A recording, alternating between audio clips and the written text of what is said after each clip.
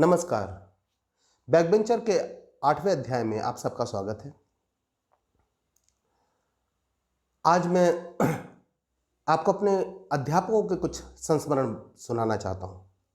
ये विशिष्ट इसलिए हैं कि एक अध्यापक के तौर पर मैं कई बार अपने विद्यार्थियों से कहता हूँ कि जब मैं पढ़ा रहा होता हूँ तो मुझे ऐसा लगता है कि कई बार मैं अपने अध्यापकों की नकल करने लगता हूँ।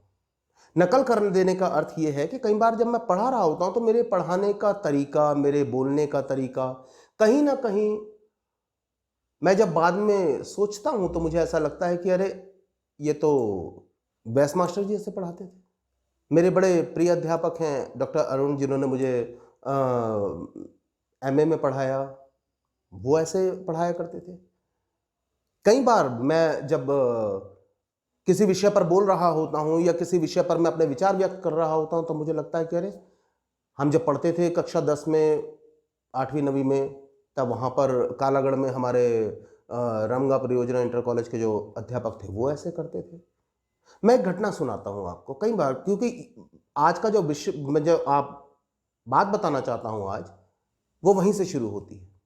15 अगस्त का दिन था और हम सब विद्यार्थी बाहर आकर बैठ गए। उस ज़माने में कुर्सियाँ मेज़ तो होती नहीं थी इतना बैठाने के लिए, तो दरियाँ बिछ जाती थी और हम लोग दरियों में बैठ जाते थे और उसी में ही सामने अध्यापकगण बैठ जाते थे। ध्वजारोहण का समय हो चुका था। हमारे प्रधानाचार्य श्री विनोद कुमार गुप्त जी गए थे मुख्य अतिथि को लेने। सिंचाई विभाग के उस समय निदेशक थे जो उनको लेने गए थे कि वो आएंगे और ध्वजारोहण करेंगे। किसी कारणवश देरी हुई, समय 8:30 होने लगा। मैंने देखा कि हमारे कालूराम मास्टर जी, जनार्दन सिंह मास्टर जी, चौधरी चरण सिंह मास्टर जी और बाकी सारे अध्यापक सब मिलकर कुछ बातें कर रहे हैं और अचानक कालूराम मास्टर जी उठे, माइक पर आए और आने के बाद उन्होंने सारे विद्यार्थियों को संबोधित करके कहा कि आप लोग खड़े हो जाइए, ध्वजारोहण का समय हो गया है। आश्चर्य हुआ कि अभी तो मुख्य अतिथि महोदय तो आए नहीं, ध्वजारोहण कैसे? किसी एक जो हमारे सीनियर थे उनमें से पूछा होगा किसी ने कि अभी तो मुख्य अतिथि नहीं है, फिर ध्वजारोहण कैसे? तो मुझे उनका वक्तव्य याद है जो उन्होंने माइक से कहा कि प्रतीक्षा हम कर सकते हैं, लेकिन ये जो तिरंगा है, ये ध्वज है, वो किसी की प्रतीक्षा नहीं करेगा। हम उसके सम्मान के लिए किसी की भी प्रतीक्षा नहीं कर सकते। ध्वजारोहण हो गया, हम सब खड़े हो गए, राष्ट्रगान हुआ और जब राष्ट्रगान हुआ उस समय जैसे ही शुरू हुआ उस समय मुख्य अतिथि जो थे उनकी जीप आकर रुकी और प्रधानाचार्य हमारे जो थे वो और मुख्य अतिथि जो थे वो वहाँ पे सावधान की मुद्रा में खड़े रहे और बाद में जब राष्ट्रगान समाप्त हुआ और मुख्य अतिथि का जब भाषण हुआ, उसके बाद सारे कार्यक्रम के बाद मुख्य अतिथि महोदय ने आकर एक बात कही जो मैं आज आप लोगों से कहना चाहता हूँ। उन्होंने कहा कि अध्यापक आदर्श पढ़ाता है, लेकिन यदि अध्यापक उस आदर्श को जीता है, यदि वो आदर्श अध्यापक के व्यक्तित्व में दिखता है, तो आप ये निश्चित मान लें कि आप एक आदर्श नागरिक बनने की तैयारी में हैं। आप लोगों का सौभाग्य है कि आपके पास ऐसे अध्यापक हैं। बहुत गर्व हुआ हम लोगों को सुनकर। कार्यक्रम समाप्त हो गया। कई वर्षों बाद जब मैं अध्यापक बना, रुड़की के सर्वज्ञ सीनियर सेकेंडरी स्कूल में पढ़ाया करता था। बरसात के दिन थे, सुबह का समय था, तो चूंकि विद्यालय जो था वो शहर के बिल्कुल बाहर एक गांव में था और मतलब खेतों के बीच में था, तो वहां से एक तरफ आने के लिए ईंट का रास्ता था जिसे हम लोग खड़ंजा कहते हैं और दूसरी तरफ कच्चा रास्ता था। तो चूंकि देर हो चुकी थी तो हमने दूर से, हम सभी विद्यार्थी और हम सब प्रतीक्षा कर रहे थे, देखा कि वहां से हमारे प्रधानाचार्य महोदया मिसेस रीटा नाथन, कर्नल नाथन, क्योंकि वो आर्मी वालों का स्कूल था, सब आर्मी वालों ने स्कूल खोला था, तो colonel Nathan, colonel Puri, colonel Jain, सब के सब उनकी गाड़ियां एक के पीछे एक आ रही हैं। अचानक कर्नल नाथन की गाड़ी फंस जाती है वहाँ पर कच्चे रास्ते में। हम सब प्रतीक्षा करते रहे, समय निकल गया। आधे घंटे बाद किसी तरह गांव वालों की मदद से वो कार निकाली गई और वो स्कूल पहुंचे और आप पहुंचने के बाद उन्होंने मुझसे पूछा कि सब खड़े क्यों हैं, क्या असेंबली खत्म हो गई? तो हमने कहा नहीं, हम तो आप लोगों की प्रतीक्षा कर रहे थे। उन्होंने मुझे ऑफिस में बुलाया।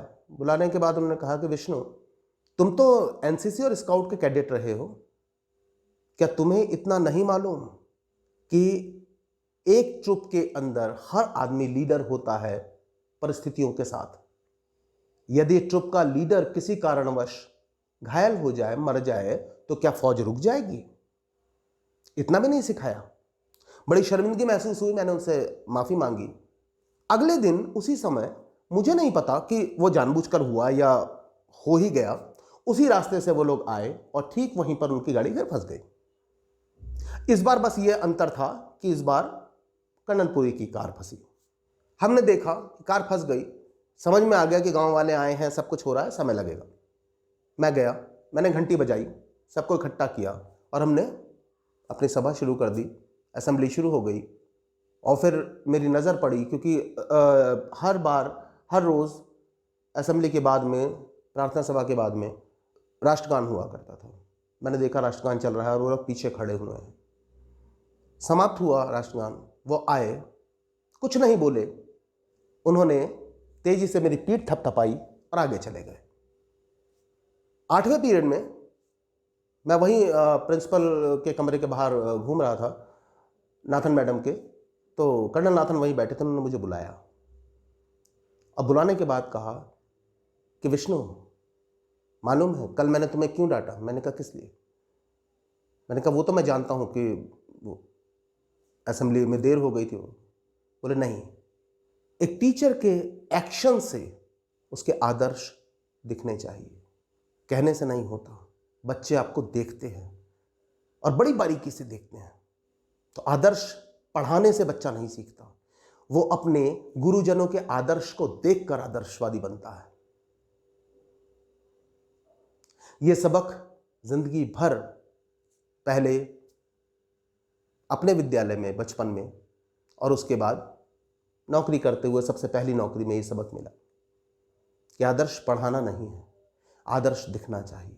आदर्श कहने से नहीं होता। हम जब तक अपने जीवन में आदर्श को नहीं लेके आते, तब तक हम सामने वाले को वो आदर्श नहीं दे सकते,